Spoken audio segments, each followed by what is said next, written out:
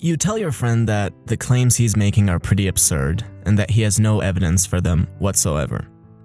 And instead of addressing the issue, he tells you that if they were so absurd, 1.6 billion other people wouldn't believe in them. Congratulations, you've unfortunately just been served argumentum ad populum. Apparently, just because 1.6 billion people believe in something, it must be true. According to the same logic, the world must have been flat a few thousand years ago, since a lot of people believed in that too.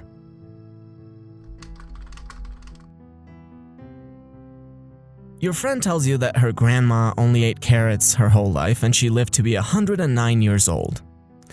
You tell her, okay, cool, good for her, but she's not content with that. She wants you to only eat carrots as well. If her grandma had such great results, you'll surely have great results as well.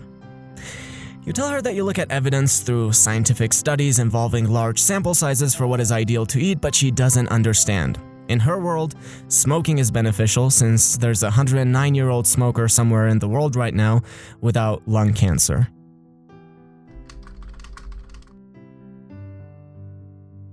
A friend of yours tells you that he started using this new soap and his acne have been getting much better. You realize that that might very well be true, but you're also skeptical. You share this with him and he gets mad. What do you mean? He knows for a fact that ever since he started using the soap, his acne have been getting better. You tell him that yes, well, that could be true. It could also be because we're getting more sun now because it's the summer. He changed his diet a little while ago and that also might be affecting it.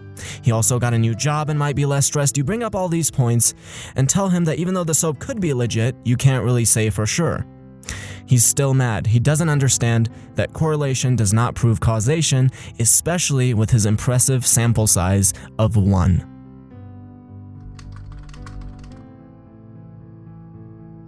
Your friend tells you that he loves the thought of being massaged by the spaghetti monster and his tentacles for eternity. You ask him if he has a reason to believe in something like that. He tells you that it's so consoling to him. What is your alternative? You die and then there might be nothing? All you can tell him is, I don't know? That kind of uncertainty sounds terrible and isn't very consoling. Therefore, the whole spaghetti monster gently caressing you for eternity thing must be true.